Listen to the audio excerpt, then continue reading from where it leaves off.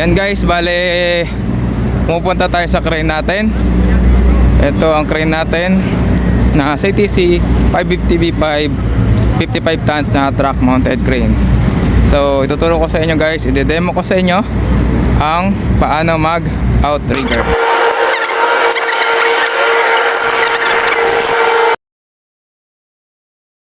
Yan no. Ito nga pala guys yung kagandahan sa CTC 550 V5 na 55 tons na Sumlayon truck mounted crane. So ito maganda kasi mababasa mo pa siya, no?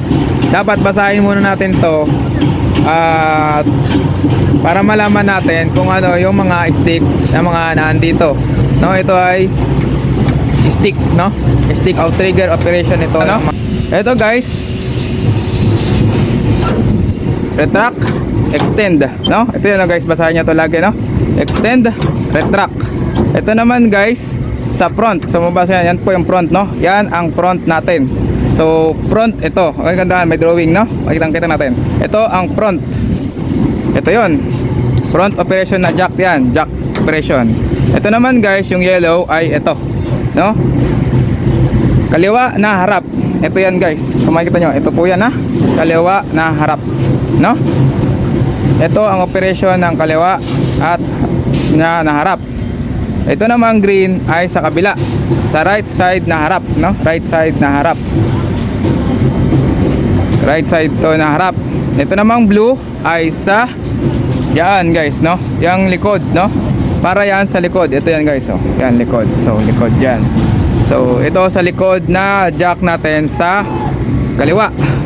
Itong violet naman guys ay para sa kalikod na kanan natin na outrigger. So yan, dapat mapamiliarize tayo muna dito bago tayo mag-operation. So pag ito nga pala guys, nakalagay, babasa natin itong baba, ilalim. So lahat ito ay pag-jack operation. Pag ginanyan natin guys, naka-jack operation lahat yan. Ibig sabihin, maglalabas lahat ang outrigger natin. Naka-outrigger, jack operation tayo. Extend, pag nilabas natin yan, extend. Pag ganito, retract. So lahat, pag ginanyan natin yan, ito mag-extend lahat ang outrigger natin. Pag ito, mag-retract lahat ng outrigger natin. So yan yung guys, yung lima na to ay puro pang jack lamang. So pag inangat naman natin yan guys, ganoon natin na guys, no? Mapapansin natin ito yan yung sa taas. Para yan sa outrigger beam. Itong taas na to guys ay para lamang sa pag-outrigger beam. Lahat ito, pag inangat mo tong ganyan, lahat ng outrigger mo na to guys ay lalabas mga kaok. Lahat yan ng outrigger ay maglalabasan. Dahil ito ay para sa outrigger beam. Pero dito dapat, ang lagi lang natin palalabasin guys kung saan tayo nakapwesto mga kaok, no? Huwag natin palalabasin ang apat dahil hindi natin nakikita yung kabilang side. So dapat maglalabas lang tayo ng outrigger kung saan lang tayo nakapwesto. For safety purposes yun guys. Kahit nag 360 pa tayo, kahit nag 360 walk-in pa tayo dito, dapat ang ilalabas lang natin na outrigger ay yung kung saan nakikita natin. So ito guys, yung dalawang ito lang. Itong dalawang to, pwedeng isa, kung gusto mo lang palabasin ito, itong isa lang ang pipindutin mo. Ito extend, retract. Pag yan, extend, retract, pag palabasin natin yan. So itong dalawa, pag gusto mo dalawa ang gusto mong lumabas. Pag ito outrigger beam, dalawa. Itong dalawa outrigger beam pag nakataas. Pag binaba natin yan, yung dalawa na yan na jack, sa jack na yan ay mag-jack. Ito naman sa kabilang side. Pero wag natin gagalawin dito, no? Wag natin dito, wag tayo rito mag-operation ng outrigger beam o jack ng kabila. Iikot tayo para doon tayo mag-operation. Ito nga pala guys ay RPM. At ito naman ay ilaw, no? Switch to ng ilaw. Ito naman switch sa RPM. Tapos dito naman makikita ang ating bubble level. So yan ang bubble level natin sa operation ng crane. So guys, papakita ko sa inyo sa kabilang side. Iikot tayo, walk around check tayo. So umikot ako dito sa likod. pansin nyo, disyerto. So dami nagpupukpok ng mga tao. Maingay tuloy, hindi ako makapag-vlog ng maayos. So ito ang outrigger natin sa likod. So yan, dito tayo sa kabilang operations. So ito guys, makikita nyo naman, wala pinagkaiba sa kabila. So, ganun pa rin ang operation nyan. Guys, pag ito, ayan o, itong pula ay retract, extend. Lagi natin tayo, retract, extend. Ito, outrigger sa harap, front. Front yan guys. Makikita nyo, ayun yun, sa ilalim na outrigger. May outrigger yan sa ilalim. So, ayan. No? After natin, baba yan para mag-extend doon. Pag binabat yan, ito extend. No? Pangalawa, itong yellow. So, yellow, kabila. No? Yung kabila na outrigger sa kaliwa na outrigger na harap. Ito naman green. Ito yan guys. Sa kanan na outrigger at outrigger na jack. Ito naman ay blue sa likod na kaliwa. No? Ito naman ay sa likod na outrigger at outrigger beam at jack. Ito yun, no?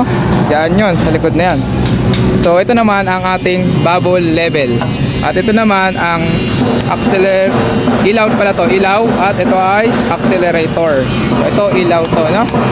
Ilaw. So yan guys, simple lang. Ito ay wala pa sa actual. So tinesting muna natin sa demo muna tayo. Saka tayo mag-actual bukas, okay? Bus and van rental, please contact Manjala Creative Resources. Guys, magandang umaga sa inyong lahat mga cook. So, magandang umaga rito sa Saudi Arabia, magandang hapon sa Pilipinas. So guys, kung nalaman nyo kahapon na gumawa tayo ng demo and familiarization about sa CTC 550V5 na 55 tons na Zoom Lion. So ngayon guys, ituturo na natin yung actual na pag-apply ng mga sable na ginawa natin. So bibidyoan ko kung paisa-isa para makuha nyo agad. At bukod doon guys, bago natin simulan, gusto ko palang i-shoutout ang kapatid nating si Mark Canete, Kuya Andy Bernardo ng Unimax, Christopher Cristobal, Andrew Aldiano ng Salvacion. So yun guys, magsisimula na tayo kung paano nga pala mag-actual na sa outrigger operation ng truck mounted crane. So ngayon guys, bago pala natin simulan, gusto kong i-shoutout dyan yung mga kapatid nating Muslim kasi Ramadan na ngayon. So Ramadan Karim po sa inyong lahat. So ang inyong likod po ay nakasalamin dahil puyat po tayo. Panggabi po ang ating duty, so inabot tayo ngayon puyat, umaga na po.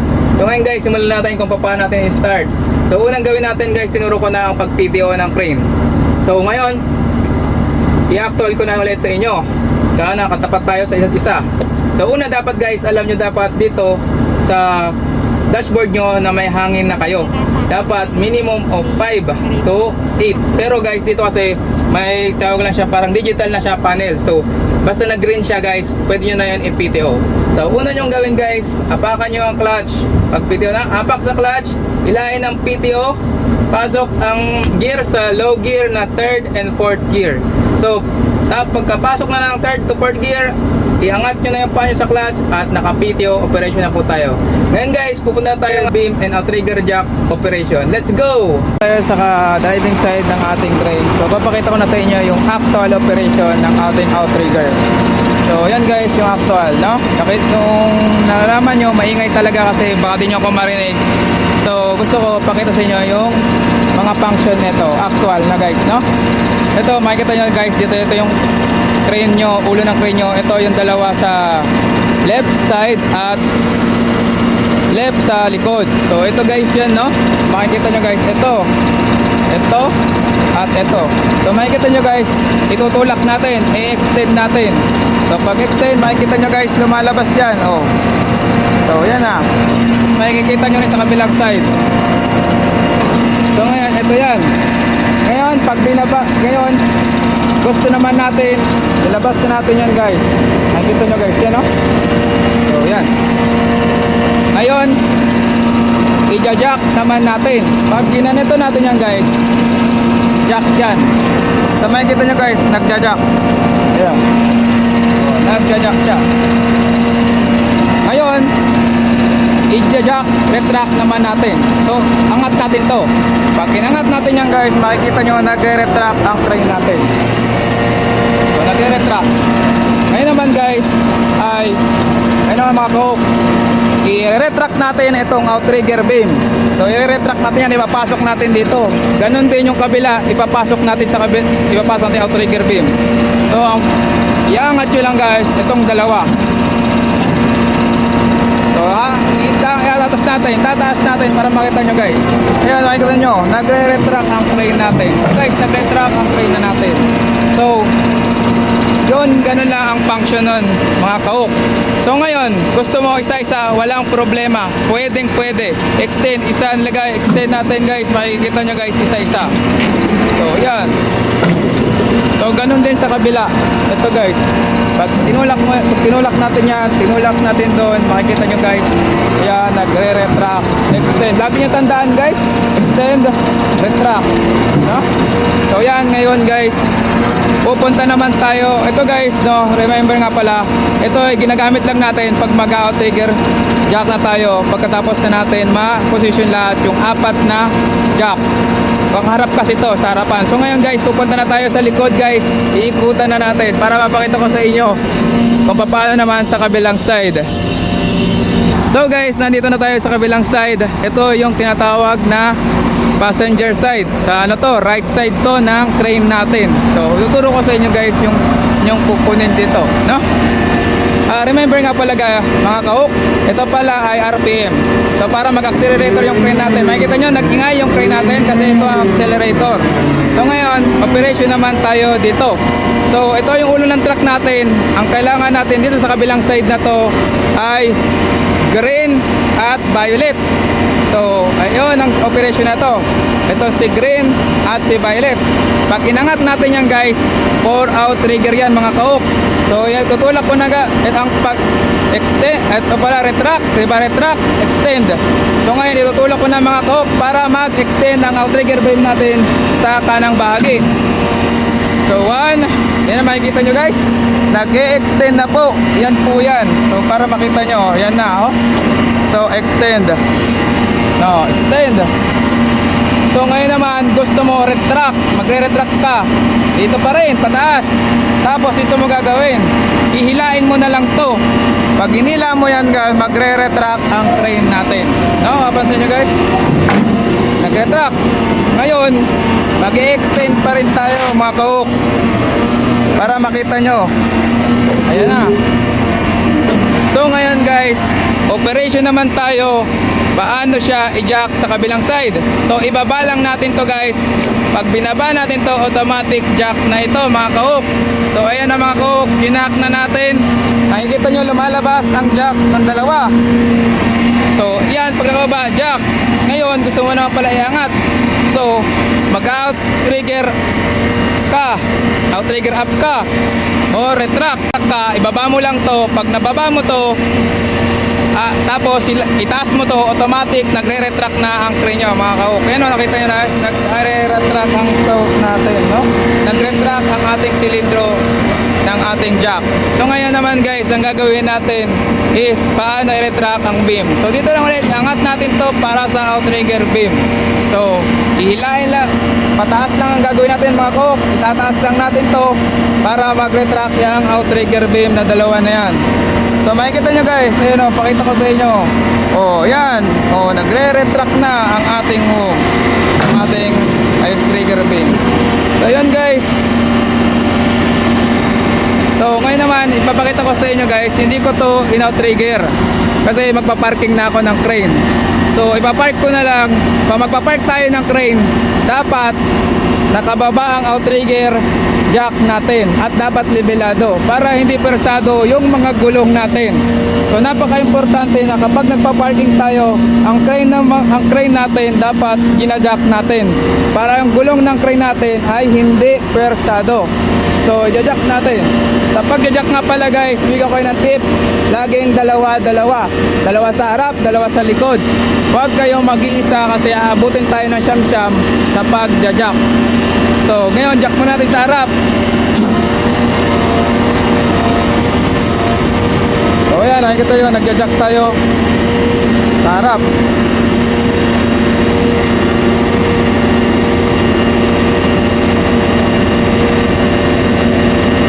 So guys, pag umangat na ng konti yan, saka na natin yung jack sa likod.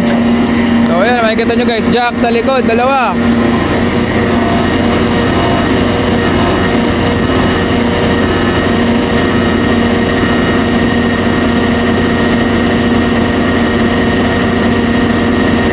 Makikita nyo guys, dumak na yan. Dalawa sa likod ang nagja-jack dyan. So ngayon, nag-jack na. Kaso nga lang, ang problema, yung bubble level natin wala sa sentro, no? Kailangan dapat level yan guys. O nga pala, tip ko lang sa mga kahok natin dyan, kung saan yung mataas, kung saan yung bula natin, yun ay mataas. Kaya kailangan masentro natin yan sa bubble level natin. So ang gagawin natin guys, mataas yung left side, magja-jack tayo sa right side dito sa dalawang to. Magja-jack pa natin yan to, dadak pa natin yan para mag-level. So ito ang jack niyan guys. Mapapansin nyo itong dalawa. Ito na. Para iwan natin para mag-jack. Ayan para mag-jack pa. Ayun, mapapansin nyo na guys, pumasok na ang ating bubble level. So silipin na natin guys kung nakasentro ba o hindi yung ating bubble level. So ngayon guys, napansin nyo guys, nakasentro na ang ating bubble level. So ayun lang ang ating pag-setup ng crane. So guys, yan, tingnan nga na, naka-parking yan guys. Naka-parking ang crane natin. Ganyan ang tamang pag-park ng crane para hindi persado ang gulong ng ating crane. So yan guys, yan na, tapos na tayo sa procedure. Yun mga cook, tapos na tayo. Na-demo ko na lahat sa inyo. Napakita ko na ang mga bawat function ng outrigger ng beam at pag-outrigger jack. So at least nagka-idea na kayo kung ano yung mga function na gagalawin nyo. Ang tanong nyo lang, baka mamaya magtanong kayo sa akin, Sir, ay kaok, bakit hindi po kayo nag-outrigger operations? Kasi mga kaok, gusto ko gawa ng panibagong video tutorial yung paano, kung paano ang pag-outrigger operations. Ito guys, yung ituturo ko guys, kasi magtuturo rin naman ako, ituturuan ko rin naman kayo ng pag-outrigger settings o trigger or tinatawag na outrigger positioning at setup. Ilulubos-lubosin ko na para mapakita ko sa inyo yung tinatawag na standard or international na pag-setup ng crane. Ito yung tinatawag na pang Aramco certified o pang Aramco exam na actual at yung tinatawag na national certificate sa Pilipinas. So doon ituturo ko guys sa pag-outrigger setup ng crane yung mga don't at yung dapat yung gawin before at bago kayo mag-setup.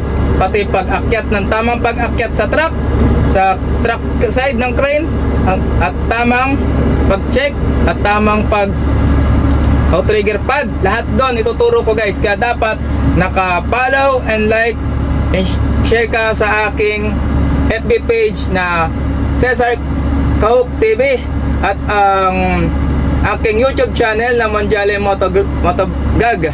Kasamaan guys, pagod na ang inyong lingkod, puyat na, matutulog na ako mga pinir. So magandang gabi sa inyong lahat. See you on my next video guys. Heavy equipment is my passion, charity is my mission guys. See you next video. Bye bye.